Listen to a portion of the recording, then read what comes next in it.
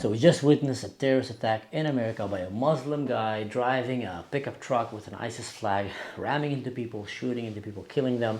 I don't think he was alone. And if I was an American person right now living in New Orleans or any of these big cities, I would be very careful going into public areas right now. And the reason is not that only this guy had explosives in the car and he was shooting people from the window, later on went outside and started fighting with the cops and killing more people.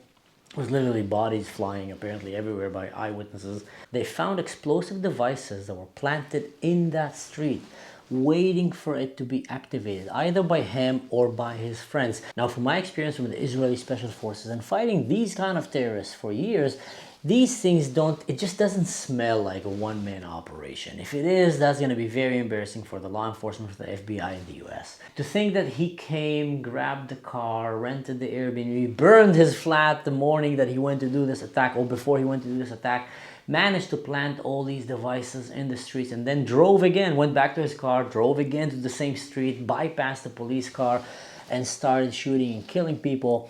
It just doesn't smell like a one-man operation. I think there were more people involved. Now, these people might either hiding right now and trying to run away, or maybe they were planning on making this a bigger attack, and things just didn't go exactly as they wanted, and they decided to pull back and say, you know what, guys, let's recalibrate. Let's see where we're going to do the next attack. How is it going to be and when is it going to be? And that might be happening any moment right now as we speak. So that's why I do urge people in the United States to be very careful, especially if you're in big cities, because just like it happened in Europe where a Muslim man just grabbed his car and went on a holiday for Christians on Christmas and started killing Christians in the street. Again, a holiday for Christians, and a Muslim man just goes and starts killing Christians in the streets, this time in America. I don't know if they were all Christians. We know there were some Jews in them. But the idea is it is part of the radical Islamic jihad terrorism against the West. Don't let anyone try to cowpoop you and tell you that Islamophobe were thinking. The problem is with Islam. They need to deal with that problem and stop Islam from becoming this radical, or continue to become this radical warmongering religion, and try to shift it to where Saudi Arabia and the Emirates are trying to shift it, which is to the face of peace and tolerance and coexistence. But looking at this video, and you know what, we can watch, this is one of the newly released videos. This is the car of the terrorist, and you can see he have an ISIS flag in the back of the car. It's kind of folded, but it's still. And he's driving now, and I'm gonna stop the video here because it gets gory, but that's where he shifts and he goes through the police checkpoints. And later on, you can start hearing him shooting, and I want you to listen to the gunshots. In this video here, I'm gonna hide this part because that's where the police officer gets shot and fall down. I really hope he recovers and is well, but listen to the gunshots. These are the gunshots of someone who knows how to shoot. Amateurs, they go automatic. Because when you're shooting automatic, the first bullet hits, the second one is on the ceiling, ta ta ta ta ta, Allahu Akbar, it's in the sky. But when you are a trained professional, you realize that controlled burst and controlled fire is way more effective than just the speed of bullets coming out of your gun. If you hit someone 20, 30, 60 bullets a second, or if you hit him 3 bullets, it's pretty much the same. It's going to be the same result, basically, unless you have body armor, but it's pretty much the same result. So professionals, they learn that if you shoot automatic, it's going to get out of your grip. But if you grab it right and you train how to grab the weapon, how to use the trigger, you can go ta-ta-ta, ta-ta-ta, and shoot exactly and hit.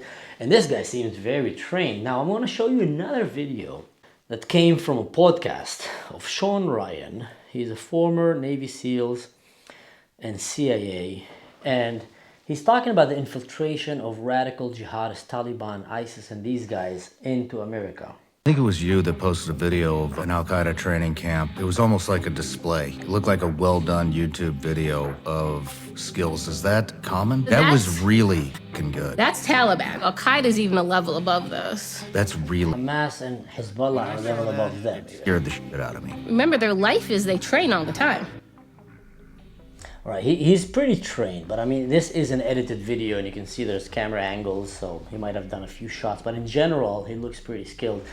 And the question is, how many of these skilled radical jihadist terrorists have infiltrated America? How prepared is your country, America and Europe, for an October 7? I was talking one time to a good friend of mine from the Shabak in Israel, and I asked him a question: how prepared do you think is America and Europe for an October 7 event? And he told me the same scale. I said, yeah, the same scale. Imagine 3,000 to 5,000 Palestinians just running in the streets and just killing people, kidnapping people, doing Allahu Akbar, beheading them in the streets, burning them alive, and everything that we saw on October 7th, trying to genocide your city. How is that gonna go if it happened in Berlin, in Amsterdam, in Zurich, if it happened in New Orleans, in New York? And his answer was, they are screwed, big time. They're so not prepared for this. Europe is way less prepared. Even America is kind of, but still not even close to being prepared. Some places in the US like Texas or Alabama might be way more prepared, depends where. But even that, you remember in October 7, there were about 5,000 radical barbarian jihadists who just came in the morning. Imagine morning of New Year's, they just run in your streets. And the people who went out and stopped them were the civilians. For the first 2 days, it was civilians, it was former special forces, it was off-duty special forces and soldiers. It was special units on call that went and just charged into the fire, few against many, and stopped that genocidal attempt by the Palestinians to genocide the Jews. What would happen if this happened in New Orleans? Who is gonna go and fight them? The FBI? I think they're too busy trying to take down the president and trying to, I don't know what. The moment that the FBI will stop trying to silence the Americans and go full retard woke and wake up and start realizing that you have opened your borders to all these jihadists coming into your country to kill you, to destroy you, that's probably gonna be the day that the FBI is gonna get back my respect. I used to respect them a lot, but I lost a lot of my respect to the FBI, seeing how they've been handling this in the last few years. So who's gonna stop them? The cartel, they have weapons. Who's gonna fight for you if you're living in America right now? Or in Europe, forget about Europe. My friend told me in Europe, the casualties numbers will get to the tens of thousands.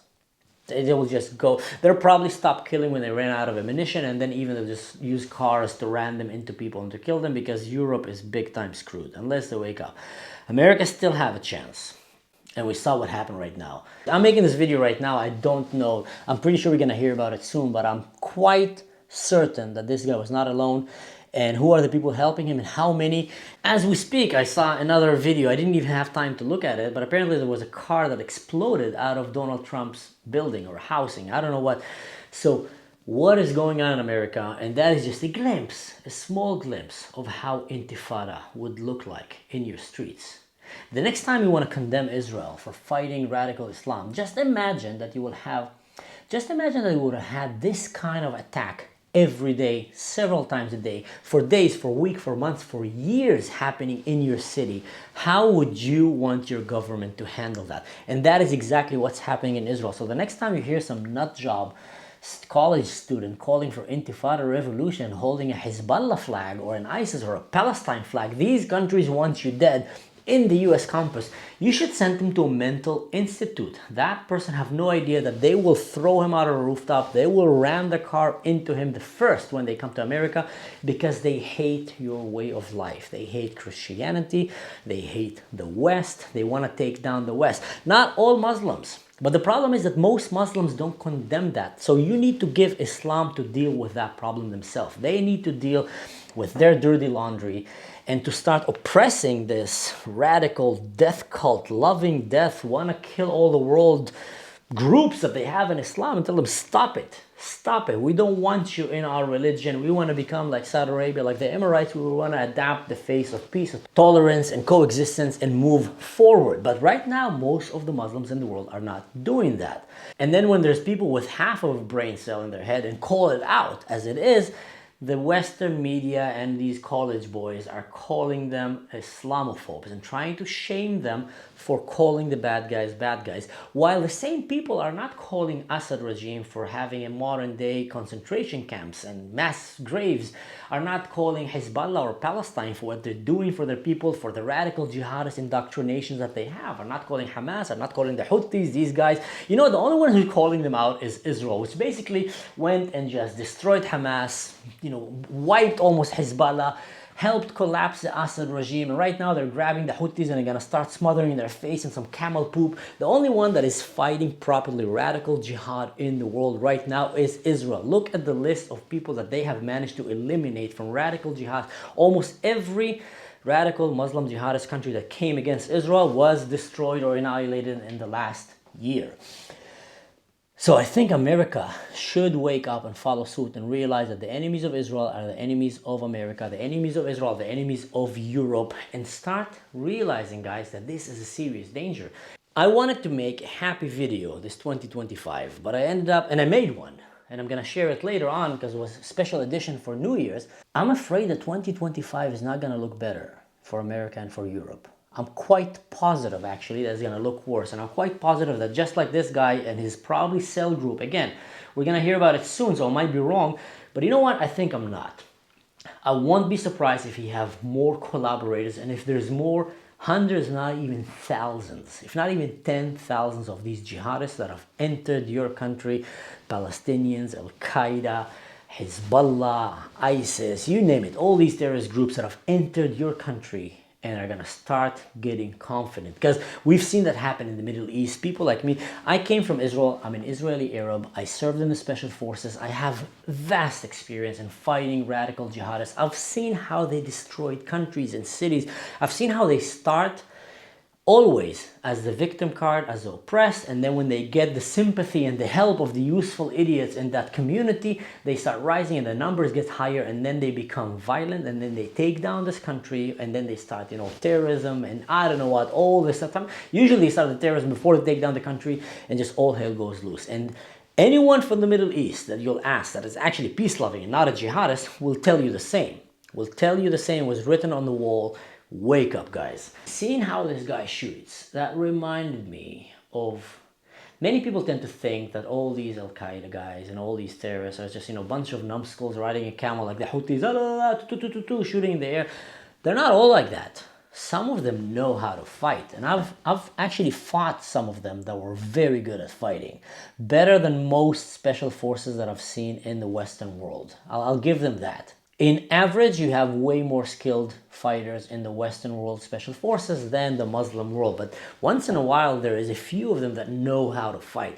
I remember one time we had a terrorist attack of 19 special forces from Iran and from Hamas, from Gaza, that went into Egypt, met in Egypt. The Mossad was onto them, and he knew that they're planning to come to Israel to kill and execute and just kidnap as many as they can.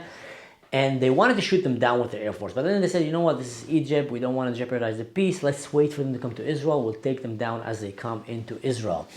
Surprise, surprise, they managed to sneak their way past the border into Israel. And the reason they did that is because of the Bedouins. The Bedouins in the Sinai Peninsula, they're so good at smuggling stuff. Usually it's drugs and human trafficking, but if you pay them enough, they will smuggle even terrorists. I think back then the price was about $300,000 per head, per terrorist. And they smuggled them under the eyes of the Mossad, under the nose of the Israeli intelligence, while they were planning to have an ambush for them. I was climbing the Alps with my friend. I was unaware that my unit was waiting for these guys. I landed the night before in Israel. I got called in the morning for my guys. Listen, they're here. We're fighting them. Come here right now. I jumped out of the courthouse. I was translating a case for minors in court in Israel. And my mom called me and got me out of the court. She actually called the lawyer that was in the next room to go and run and call me because I need to go to the army. My sister was telling her, what are you doing calling him? You know, he might go and die. And my mom told her, no. His job is to go and defend and rescue people. If I'm not willing to send my son to go and fight for the good ones, to rescue them, what about every other Israeli woman that is sending her son right now to defend this country? What a legend is my mom. I'm telling you, it's mind-blowing. She is way braver than me. I'm a father right now. I can understand being afraid for your kid. And she was afraid for me, but she knew I had a job. And my job was to rescue people, to rescue hostages, to fight these bad guys. So she called me, and I went. And as I got there, we're hearing the gunshots, we're seeing smoke, but we want to understand what's happening. You don't want to walk into an ambush. And I see suddenly a vehicle driving towards us. It's called Ze'ev. It's like a protected heavy armor vehicle. And as it's coming close and I want to talk to them and see what's happening, I see that on the windshield in the front, by the head of the driver, there's a bunch of bullet holes, like this. It didn't penetrate because it's, you know, bulletproof. And then on the head of the commander next to him, there was again, like in a very small, we call it mikbats. Like someone who shot knew where he was aiming. It was nothing in the middle, all around sporadic. And when they got there, I immediately realized, okay, we're dealing with professionals here. Only a professional can shoot like that. So when they got here, let me check, the camera is still recording. Oh, thank God, hallelujah, it happened to me so many times. So when they got to me, and they came out, some of them had blood on their uniform, and I realized they were in combat, and many of them were actually shocked. They were young soldiers. And I asked them, what's going on? What's happening? Tell me. And they were like, disoriented, and I snapped them out of it. And they told me, we were driving, we saw this bus all on fire, then we just had fire being shot at us from everywhere, RPGs, heavy fire. And as we were driving and trying to maneuver, a guy went and stepped in the street, a terrorist, and just went and started shooting at us. And he was shooting at the head of the driver, several bullets, ta, ta, ta, ta, ta. And then he moved to the other guy, ta, ta, ta. Now, to be able to shoot like that, under fire, behind enemy lines, while you see a military vehicle coming at you, most special forces guys that I know would not have been able to be as accurate and as good as this guy was. I'm being very serious right now. And you can mock as much as you want your enemies, but that's not very wise. Some of them know how to fight, and you need to face that. And I was, wow, that guy knows how to fight. I asked him what happened to him. They said, we ran him over. He tried to jump, we ran him over, we turned around, we started shooting. They shot back, our commander got a bullet in the head. Long story, different story, a tragic story. We came back, but that helped me and my guys understand what is happening there. That there's a body we need to rescue, and these terrorists, they know what they're doing. They're probably pulling an ambush for us. Crazy. Maybe one day I'll tell you that story. There was helicopters up. It was a Black Hawk Down almost happening there in like half an hour of, or 1 hour of condensed, battle. What if one of these radical jihadists is in your country right now? Training. It's very easy to train in America. It's very easy to get weapons in America. It's very easy to get... The last terrorist attack that happened in America, the people who flew the airplanes into these buildings in 9/11, where did they learn how to fly? In America, in your country. Because that's how insecure and that's how exposed you became to letting these radicals come into your country and do whatever they want. Heck, I remember one time, I was in the States at my best friend's place, and he was an American Apache pilot. And he was we were together building a Jeep in his garage, like with these old Vietnam Japas Jeeps. We're building it from scratch because we wanted to drive it. And when we finished building it, we wanted to go and drive it to a shooting range in Texas and just go and shoot some guns and just, for fun, practice some shooting. I went to Walmart to buy us ammunition. And as I went to the cashier with a box full of ammunition, I'm talking like a box, like imagine like this box here, like the box of Rafi's toys. I'm standing there with a box full of ammunition, dressed with a camouflage pants, my former special unit shirt. And, I basically looked like the Middle Eastern you don't want to meet in an alleyway. I was bigger than, with a bigger beard and a scarier version of myself. And the lady comes and tells me, sorry, can you show me an ID? And I show her an ID, and she says, no, do you have an American ID? I said, no, I don't have one. She said, well, I can't really sell you. And I'm holding this box of ammunition. I'm like, okay, fair enough. I was about to drop it down, and she tells me, but your friend here is American, right? He can buy it for you. My friend was standing next to me. And he's like, oh, really? And he bought it for me. So I just had a lady in Walmart help someone that could have easily been an Al-Qaeda jihadist buy ammunition that he can later on use to kill Americans. In my case, I'm very much pro-West, pro-America, pro-Israel. I served as an officer in the IDF. I despise radical Islam, and I adapted completely Western values because I think they are the best values we can live by. But that just comes to show you how easy it is in America and how many people in America don't have the security awareness needed to deal with these radical jihadists. And 2025 is the year that you're gonna have to wake up, because you've been asking for intifada revolution, not you, but a lot of people in America have been asking for it, and now you're gonna get it. And you can mark my word, and I hope I'm wrong, but I have a feeling that I'm gonna be quite right. You're gonna start seeing more of that in America, in Canada, in Australia, in Europe. We're already seeing it. Just a few weeks ago, I think a week ago, another Muslim man drove a vehicle into a Christmas market, killing Christians on a holiday, while now another Muslim terrorist man drove a vehicle in New Orleans in New Year's, killing more American people. In their eyes, you're Christian. They're killing the Christians. They don't care if you're an atheist, if you're gay, LGBTQ, A, B, C, D, DVD. Doesn't matter to them which title you give yourself. You have purple hair or pink hair.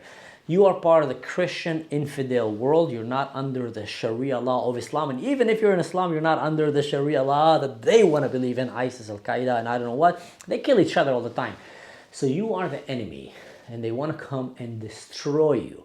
And your politicians like Obama, like Kamala, like the Democrats, not only have opened borders for them, but they also allowed a lot of the radical pro-Palestine supporters in their government, pro-Iran supporter, pro-Palestine, pro-jihadists in the government. No wonder that you have this happening in the streets. Your news outlets, the Western media, mostly the left-wing news, like CNN, they call this attack right now, they didn't call it a terrorist attack. They call it, a man drove a car and killed people. FBI did not call this a terrorist attack. I mean, if you would have had to guess, how would an enemy media company that have infiltrated your country and pretending to be part of your country but is actually against your country, how would they look and sound? I think pretty much like the CNN. Maybe a little bit more subtle than the CNN. The CNN, either they're, useful idiots on steroids, or there's some really nasty people in there because they seem to constantly try to cover up for radical jihadist Islam that want to destroy your country, meanwhile jumping on every chance to condemn Israel or the West or Donald Trump or America or any political opposition that is not going their way, that is trying to push back at them. They make him the idiot. They make him the enemy. They start doing propaganda against him. Remember when Hamas shot a rocket into a hospital in Gaza, killing people in Gaza in the hospital? And then they called CNN, told them Israel shot a rocket on a hospital, they're trying to kill us. Oh, these evil Zionists. CNN did not wait a second. And other, New York Times, AP, immediately went and made a big billboard kind of article. Israel is killing people, is genociding, shooting hospitals, I don't know what. They did not wait a second. But when a radical jihadist with an ISIS flag, a radical Muslim with an ISIS flag, driving a Jeep in America, killing people in the streets, they don't call it a terrorist. They will only call it a terrorist attack once their arm has been twisted and they're like calling back someone, listen man, crap, they're onto us. We have to say something. Otherwise we're going to get exposed that we're against the West and we're pro these jihadists. Because that's how it looks like. I really hope it didn't. And I think that's one of the reasons, like I said before, that people are starting to watch podcasts like my podcast and others, because they stopped trusting Western media, because Western media are either useful idiots or being controlled by a lot of big tech companies with money, I don't know what, trying to promote some propaganda and shove it down your throat, or they're literally trying to bring down. Anyway, don't get me started on Western media. I think they have lost their mind. I was hoping to make a video today about New Year's. I was hoping to give you a video, and actually I made a video that I was hoping to give you right now, some inspirational, new, exclusive video for New Year's, wishing you the best year possible and giving you some really nice words of insight and advice that I have for my life. But instead, I'm finding myself doing this video. I'm going to share my video after. My prayers are with the families of the victims, the fallen, and I pray for the wounded that they can recover, for the law enforcement that went and bravely fought against these radical jihadists. And I just really hope that you guys will wake up. It saddens me to say, it's going to get worse. And I think with the new administration that you're getting right now, you might have a chance to get things done that might maybe save your country from these radicals. But guys, stay safe, and the next few days, pay attention. These things can come in a second. We had that happen in Israel so fast, it caught us with our pants down. And I really hope that America have woken up, Europe have woken up, that not unnecessary innocent life will not be wasted, will not die, because your governments are not waking up. So I hope you guys found today's video beneficial. If you did, I would appreciate if you can do the share, like, subscribe, the whole shebang to help this channel keep growing. And if you want to find direct ways to help me keep doing these videos for you, go and check my Patreon where you can find direct practical ways of how to support my work. Because after all, I am doing this for free and out of my own free time. But until then, guys, don't do anything stupid. Happy New Year, stay safe. And in general, just don't do anything that I would do. We started this tradition of me sharing some word of wisdom in the end, and which one should I share today? Oh, I got one for you. Last video I made got cut in the end just when I said the story from Ethiopia. So let me finish that story. I think it's very fitting. That's a story that they told me that happened in Ethiopia. I don't know how true it is, but it was hilarious. A delegation of Muslim men came to the king of Ethiopia demanding that he allows them to build mosques in Addis Ababa, in different cities in Ethiopia. And the king of Ethiopia told them, nope, get out of here. You're not going to build any mosques in my country. So then they went and pulled the victim card. Oh, you're an Islamophobe, you're a racist, you're this, you're that. Why are you not letting us do that? And he just looked at them and told them, listen guys, I can read between the lines. You're not going to cowpoo me with all this nonsense. I know what you're trying to do. The moment that you would let us Christians build a church in Mecca, in your Muslim countries, we would let you build mosques in our cities, in our Christian nations. But until then, get the heck out of here. I know what you're trying to do. Not in my house. You know what? This is happening right now in Europe. Poland, for example. I've seen so many interviews with the Prime Minister of Poland where he's just saying, I'm not going to let any illegal Muslim immigration enter this country. Not a single Muslim illegally is going to enter this country. No, you're a racist, Islamophobe. No, I'm not. I just care for my people. And then look what's happening right now in the streets of Poland. They're quiet, they're safe, people are enjoying them. Christians and non-Christians are feeling safe to walk the streets of Poland. What's happening in Europe? Look at what's happening in Belgium, in France, in the UK, in Berlin, in Germany. I'm telling you, I'm living here. It's getting worse, and it's just gonna get worse because it's very, almost impossible for Western people, if you're not from the Middle East, to spot, oh, this Muslim, he's a good one. Yeah, this one is Takia, he's lying to me. He's pretending to be good. This one, he's nice, but he would not do a thing to stop radical jihadists from coming killing me and my family because he believes in that. So most of the Westerners don't have the tools to identify these things. I'm telling you as someone who does have the tools because I came from that world, most don't have the tools. So the king of Ethiopia gave a great example of how to deal with that. Read between the lines, and we need to have strong leaders that can do that, because the moment that a country doesn't have strong leaders that can read these letters between the lines and would not care, the only one that is doing it right in the Middle East is Israel right now. If you look at this right now, Israel is the only country in the Middle East that knows how to spot what is radical Islam and what they're trying to do, and read between the lines. And luckily for us, our leaders don't listen to all these mumbo-jumbo woke leaders in Europe or in the West that are trying to give us devastating, dangerous advice. But sorry, no sorry, we're not gonna listen to your advice because it's a bad, dangerous, and irresponsible advice. And that's what the king of Ethiopia did, and that's what I think Poland is doing right now, Israel is doing. And I really hope that America and Europe and Canada and Australia and all these places will follow suit. And why? Because I do like these places and I wish them all the best, and I wish them a happy new year, and I wish them a better future than what seems to be the future that they're bringing on themselves. So until then, guys, don't think stupid.